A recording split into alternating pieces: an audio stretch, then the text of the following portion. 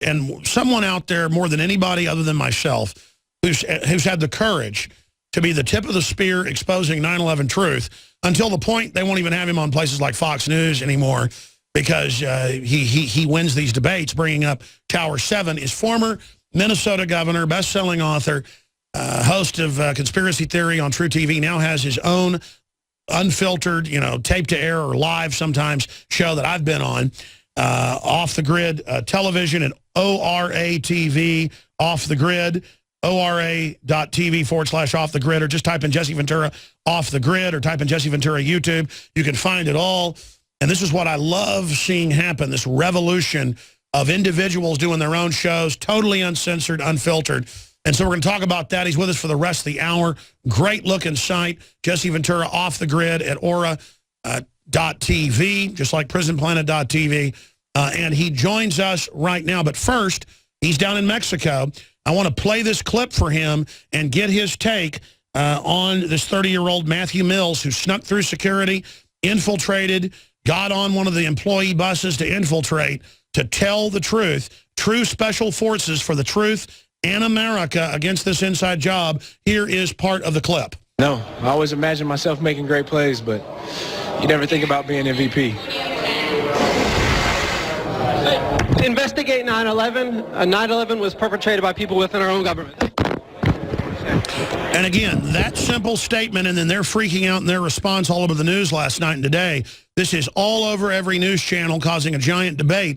It shows that, number one, their fake security is a complete fraud with the gunships and the groping and the checkpoints. Governor, great to have you back with us. Thanks, Alex. Great to be here. Geez, I watched the Super Bowl from off the grid. I was able to watch the game yesterday, and unfortunately, I went back home and I didn't see the MVP presentation. By the way, just for my note, who did win the MVP? Who did win the MVP? That was Malcolm Smith of the Seahawks. Really? Okay. Well, I knew someone from the Seahawks would win because they obviously dominated the game and overwhelmingly won it. They did a great job for Seattle. But yeah, that's amazing that somebody got that in there, and that's been all over the news today. That's wonderful. I couldn't be happier. I tip my hat to that gentleman that had the courage to do that and get people talking and thinking about stuff and getting the lemmings to wake up there. Well, it shows, Governor, as you know, the power of the individual. As somebody who called national NFL games on television and also there locally for the fans, what was it like for you to watch this? I think this was one of the most boring Super Bowls ever, and then watching with TSA grope people and the gunships and the snipers. This did not look like America. It looked like East Germany and Checkpoint Charlie. Well, that's why I do my show. It's the fact that I'm outside the grid. I'm outside the United States broadcasting in because the United States is getting like East Berlin. They're taking away our rights and freedoms. People need to understand that the Constitution and the Bill of Rights are there to protect the people against the government. Those are our documents that ensure our freedom. And when the government starts to violate those documents, we can't allow that to happen. It's that simple because that's what makes our country the great nation that it is.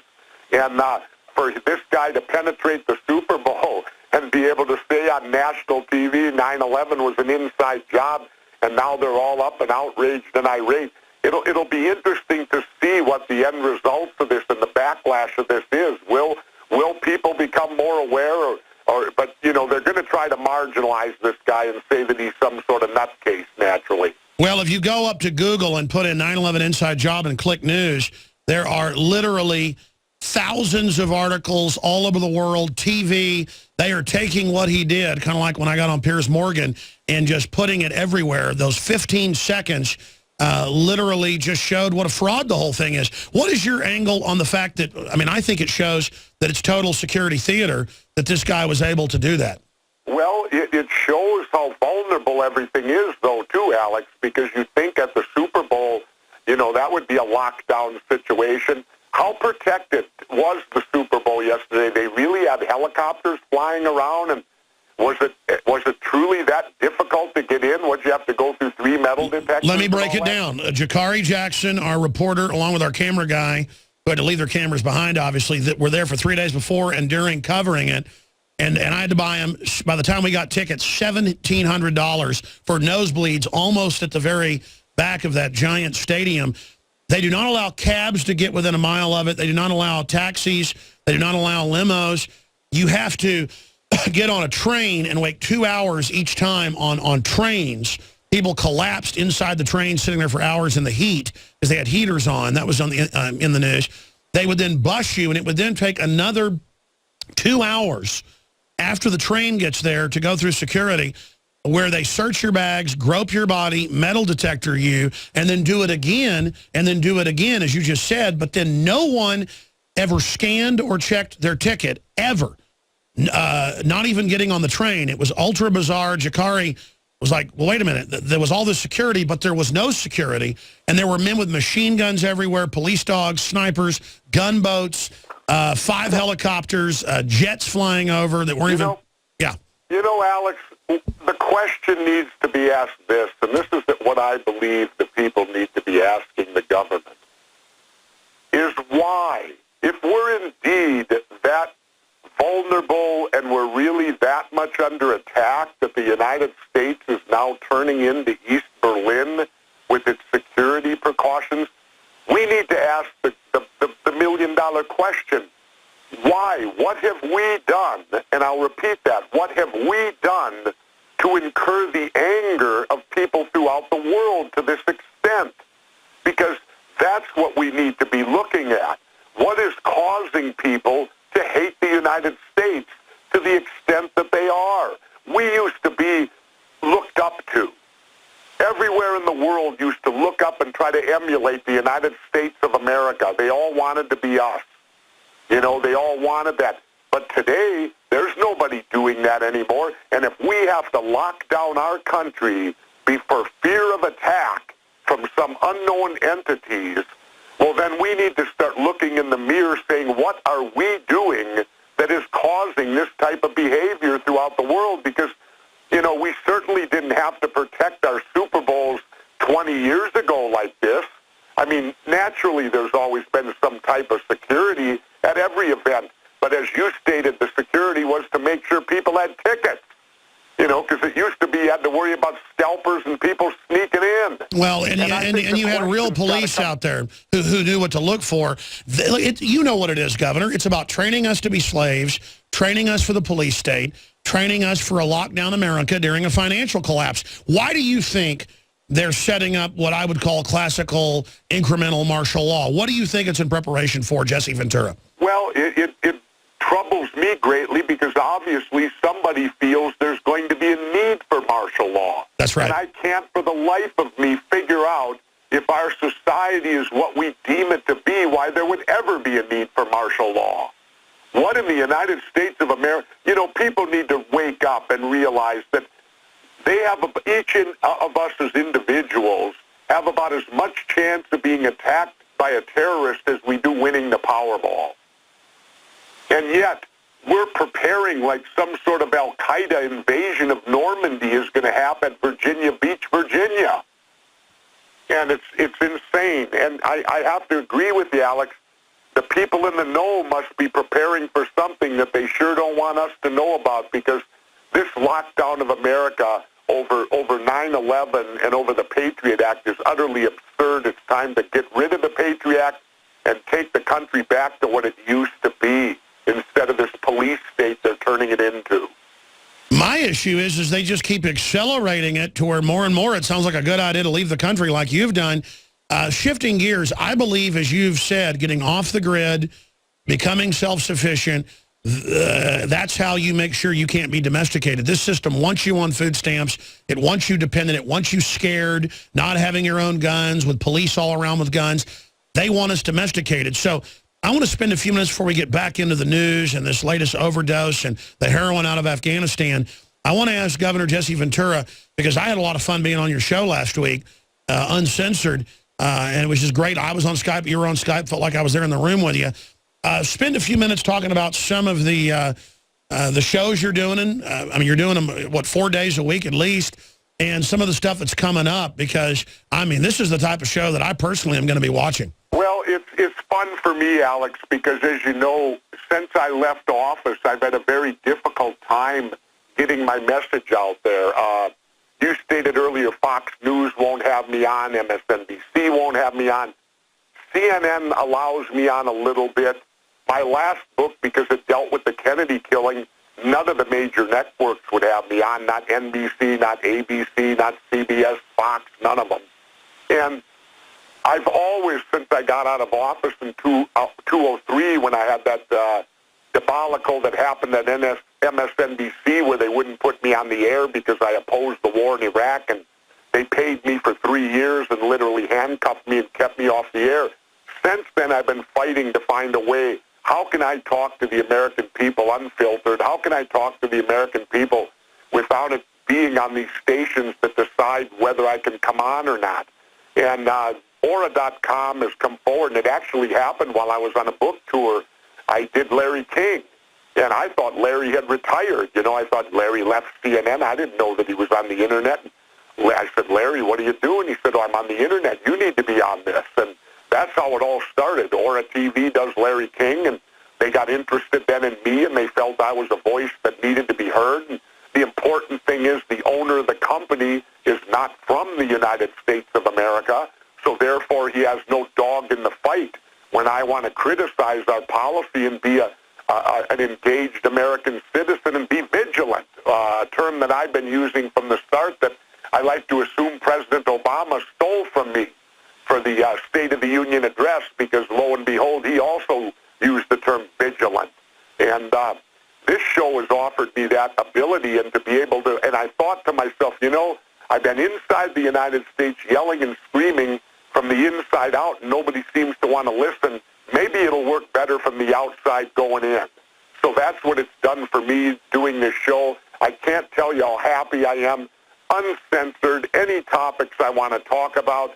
And, of course, it's on the Internet, so shows are roughly only 8 to 12 minutes long because that's the style of the Internet. They're more quick hits. You're not going to have an hour and a half long show that's going to work that well, I don't think. So it works out terrific for me, and it lets me live in sheer freedom down here.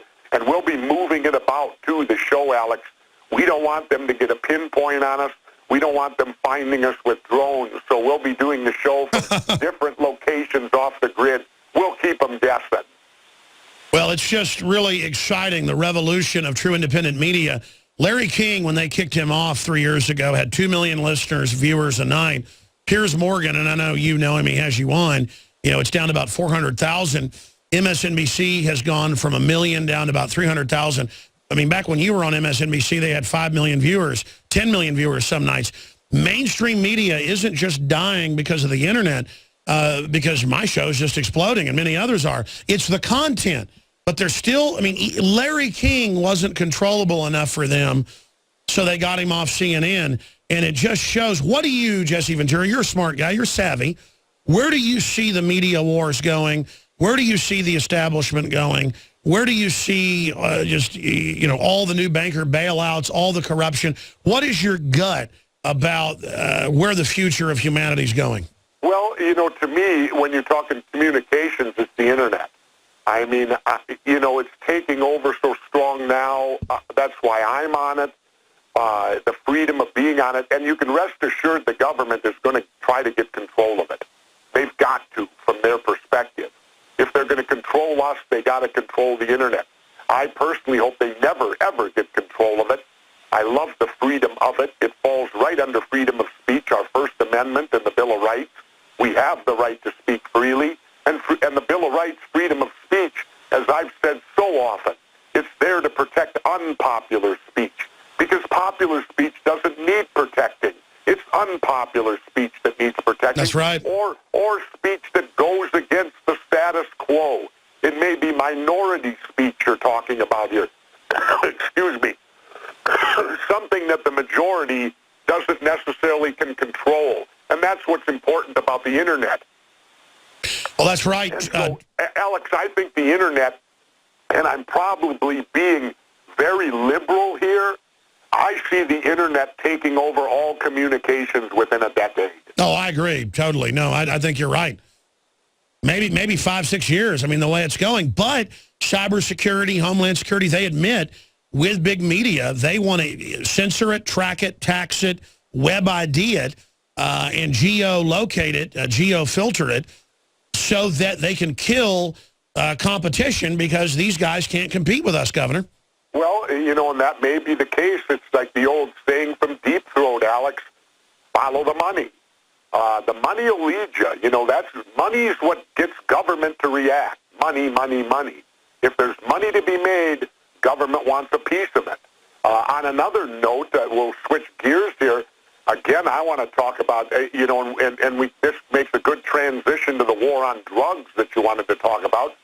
I'm so proud of the states of Washington and Colorado, the 2 Super Bowl participants, but I'm even more proud of them, not for their Super Bowl football teams.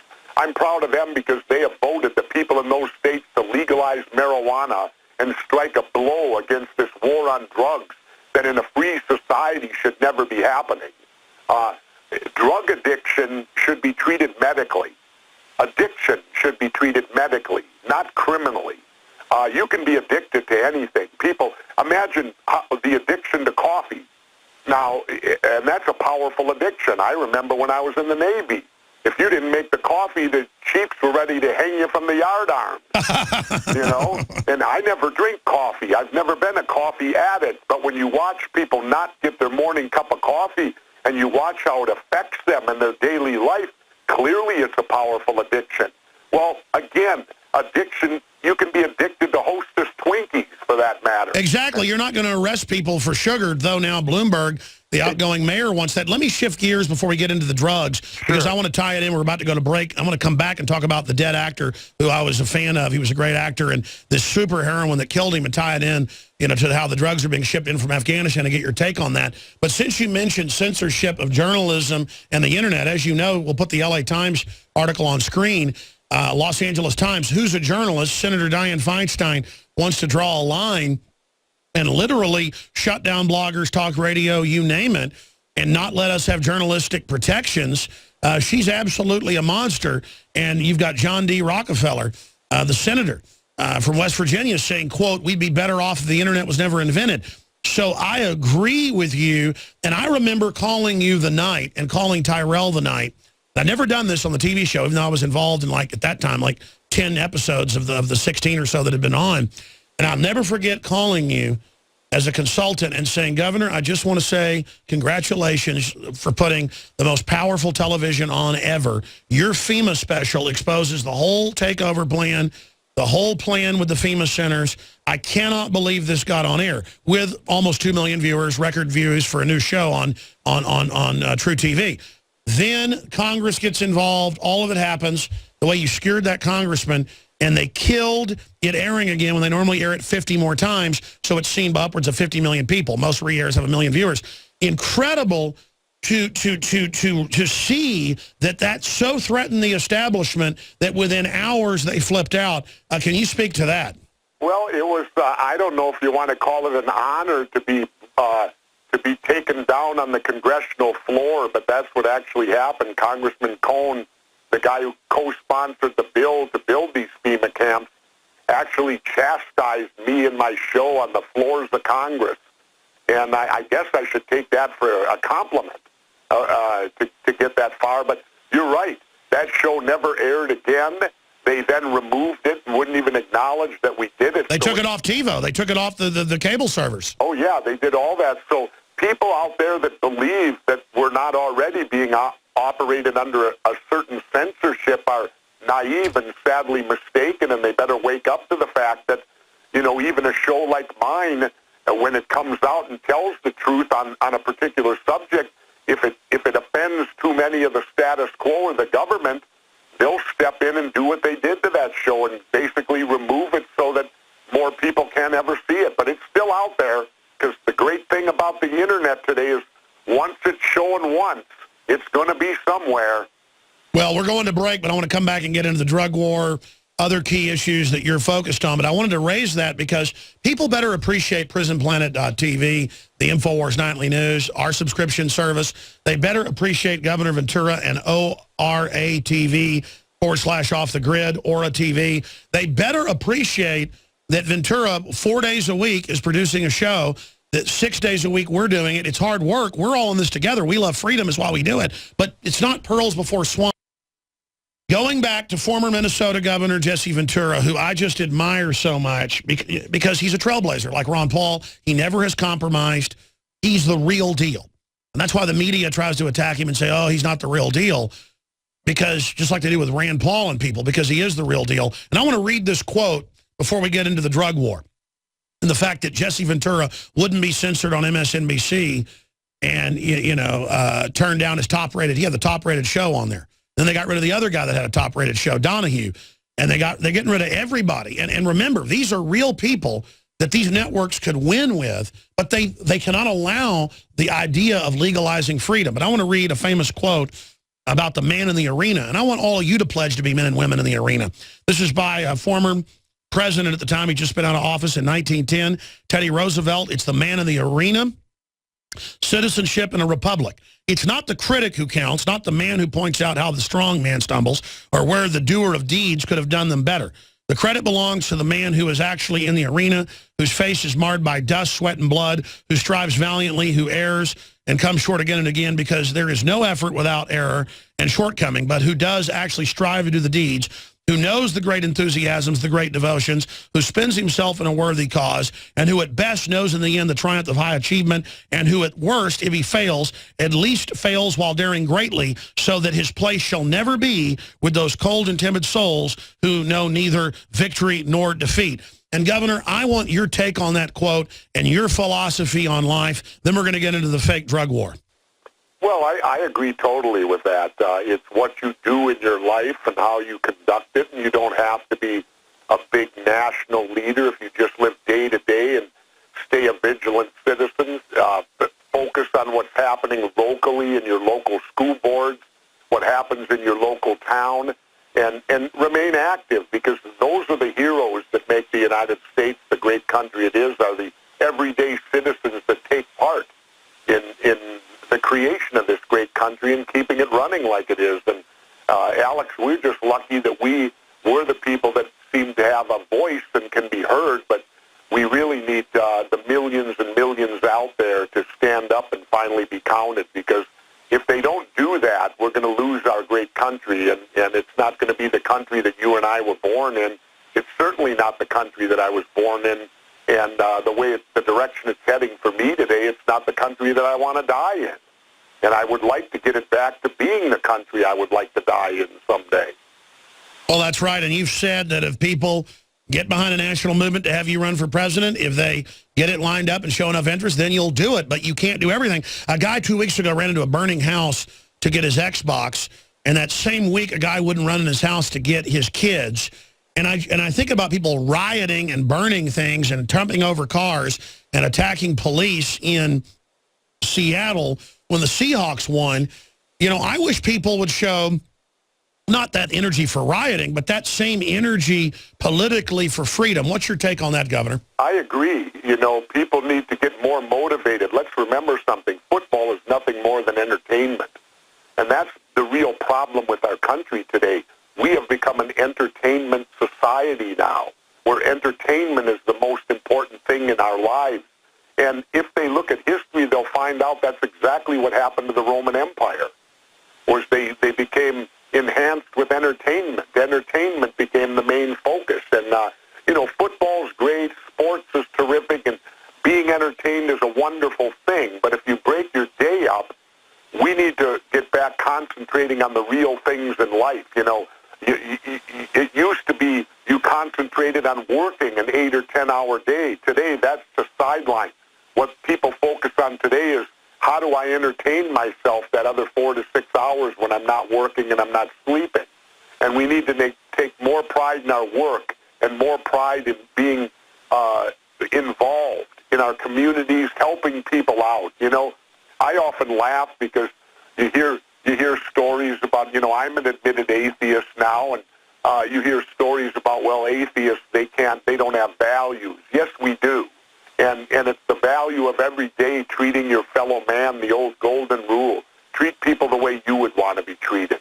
and go out there and get involved, help people. There's nothing more gratifying in the world than helping someone, and you don't need money in which to do it. Well, and, I respect the fact that we agree on about 95% of stuff, but I totally get the fact that the churches are so evil and so hypocritical and are a bunch of Pharisees. I don't blame people running the opposite direction from these institutions. And I know you're a moral person who genuinely cares about humanity from a human perspective, and I admire that. And that's what it's all about. The people that shake their finger at each other and just want to infight over religion, are the hypocrites. And if they let a better example out there, people wouldn't see them for the disgusting hypocrites they are. Now, shifting gears again, you mentioned the drug war. What a battle with all 14 states trying to decriminalize or legalize marijuana, Obama doing all the raids. Whatever happened to states' rights? Obama claimed he was going to decriminalize marijuana, another lie. Give us your take on what I cut you off about before the break. And then I want to tie it into this actor who had heroin laced with painkiller. I can't pronounce this. How do you say it? Fentanyl. Takes toll on Pennsylvania, killing people. And they're also getting almost pure heroin out of Afghanistan. 10-fold increase on heroin going into Western Europe and the U.S. since the liberation of Afghanistan 12 years ago. Philip Seymour Hoffman was found dead in New York City with a needle in his arm. And I'm just, Mike Adams has a great article at naturalnews.com. It's also on Infowars.com. Overdose death of Hoffman underscores urgent need to decriminalize and regulate recreational drugs. Northern Europe, 5 countries there have decriminalized heroin, so you can get medical grade in controlled dosages, and almost no overdoses are happening now, and drug use has gone down by 50% because you take the black market out of it. Everything you've said. Governor, give us your take on all this. Absolutely. When it's like my mother said to me, my mom passed away back in 1995, but she lived through the prohibition of alcohol when they went through that nonsense way back in the 20s and early 30s where they prohibited alcohol. And my mom's observation was, she told me, she said, the war on drugs is identical to the prohibition of alcohol. All you're doing is making criminals rich and powerful. And that's precisely it. Clearly, some people within our government are profiting greatly from keeping drugs illegal. By smuggling them in, the prices are then 10 times higher than they'd normally be. I mean, let's look at tobacco and alcohol. Those two are drugs. There's no doubt about it, but for some reason they separate them from all the other ones because, number one, they're legal. Well, tobacco and alcohol causes much damage or more damage than all the, quote, illegal drugs do combined. More people die from alcohol and tobacco every year than what die from any of these other drugs. In fact, illegal drugs, medical prescription drugs, more people die from those. Overdoses of drugs you get from your doctor than die from these alleged illegal recreational drugs. And the point of the matter is, if you live in a free society, drug addiction is a medical problem. Why we have chose to make it a criminal problem, I have no idea. Why we somehow think you should take an addict and throw them in prison is beyond me. You can achieve so much more by legalizing it, taxing it, using those revenues. Then you get a hold on who the addicts are, and you can attempt to cure them. You can attempt to make them good, citizens who are productive again. And they won't have to be out buying addictive substances that are charged 10 times more than what they should cost. And that leads to other crime. If an addict has to fulfill his addiction and the price is 10 times, you don't see people robbing stores at gunpoint to get money for tobacco and alcohol. Well, the same thing would hold true if the other drugs are put at a decent price. You put them in hospitals and in pharmacies and places. You don't sell them in 7-Eleven stores, but you put them in places where people can come, admit their addiction, be able to buy what they need. Then you at least get a grasp on, okay, now can we wean this person off of the drug? And I think that in 9 times out of 10, the addict would go for that. The addict would go to stop being controlled by this drug. But the only way that's going to happen is through legalization. It's not going to happen through prohibition, and people need to wake up to that fact.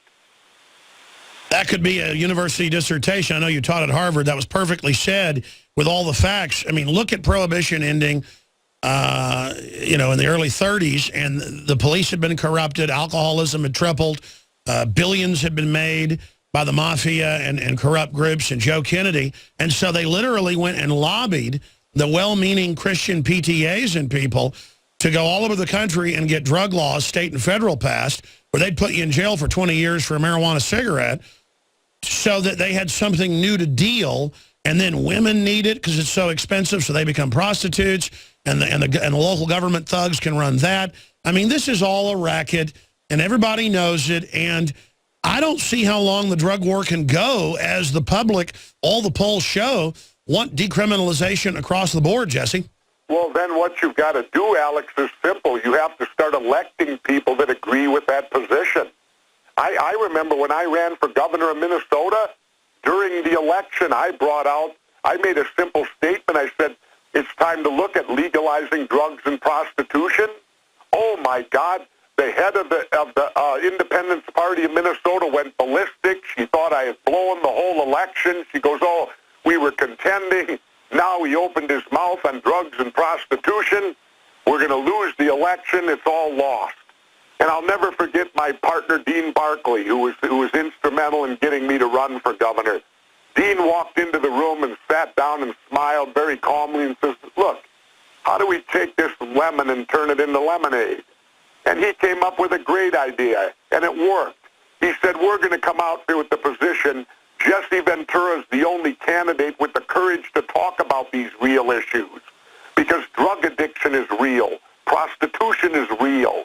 And he's not afraid to discuss real live situations and what the regular public goes But I mean, through. exactly. There's women everywhere that you take them out to dinner and you pay their bills. They don't call that prostitution. And what makes it horrible, and I'm not endorsing it, is the fact that there are pimps. It is illegal. These women are being suppressed by it being a black market, and all the studies show that. Oh, absolutely. Well, Alex, when you look at prostitution and you strip it all away, okay, in our free society, any sexual act between two consenting adults is legal. So the only illegality about prostitution, the government's not getting the cut. They're not paying taxes. The government wants to be the pimp. They need their cut. And so, you know, that's all part of it too. Follow the money. How the sex act itself is not illegal, so clearly it's the money. And then you run into a different scenario. Let's take a pornographic actor, someone who does pornography on TV for money. Is that not having sex for money? How is it they're not arrested? Is that not considered prostitution? They're having sex and they're getting paid to do it. It's just that they're doing it on film, so I guess it's considered an artistic form. Well said. So well, I mean, bottom line is... pornography is not illegal and prostitution is? How can that be? Well, I just know all the studies from around the world. It's incontrovertible. You make something illegal that's a vice that doesn't hurt non-consenting people. You then make it dark, make it corrupt, make it black market, put tons of money into it, and now the mafia and the corrupt government and the police get to run it.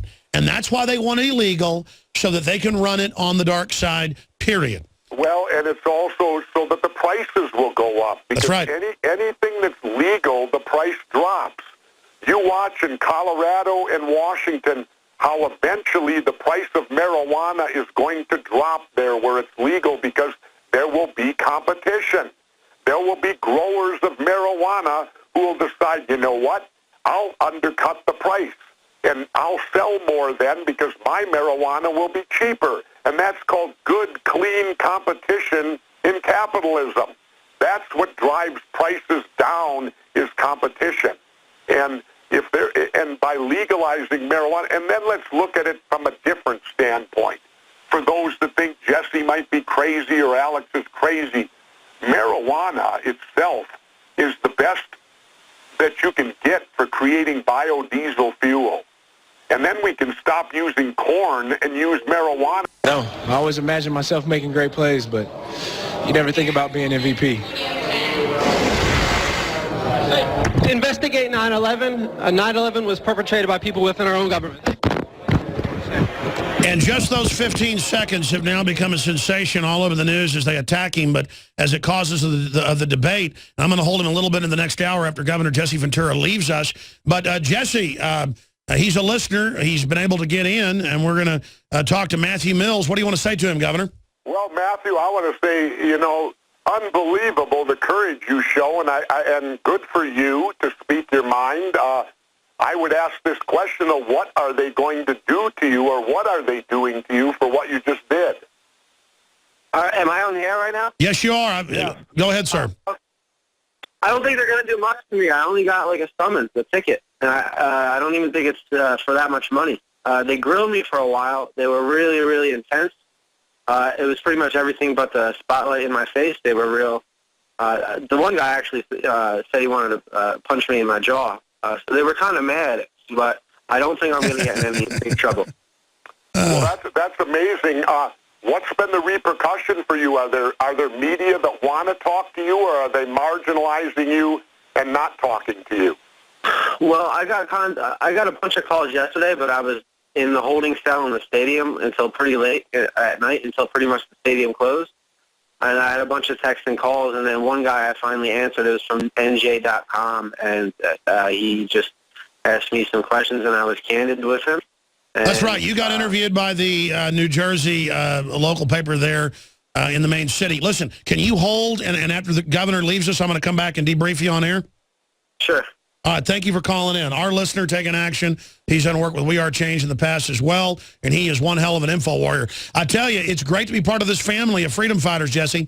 Oh, I'll tell you, this kid had courage and guts to do what he did, and that's remarkable because just those simple words he said, and now the media jumping all over it is bringing it back into the forefront, back to the attention of the people throughout the world, which is a good thing because we've never gotten resolution on 9/11, just as we've never gotten it on the murder of John Kennedy. And that's enough of this crap. We deserve to know the truth. Oh, by the way, I went to Dallas. The Dallas police didn't follow the orders of the mayor to have anybody handing out flyers anywhere downtown to be arrested.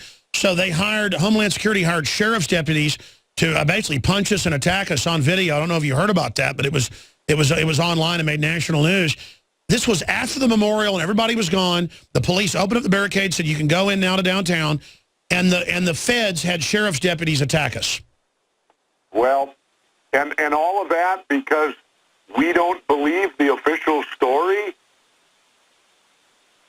Well, it's just like they censored your TV show. It's just like they're afraid of the information, which shows we have power. I'll tell you, it's amazing that they still try to perpetrate this myth on killing of Kennedy. I mean, anybody today who believes Lee Harvey Oswald acted alone is completely naive.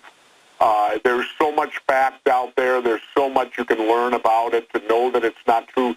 And I always tell people it's the most important thing because that's what's led to where we're at today.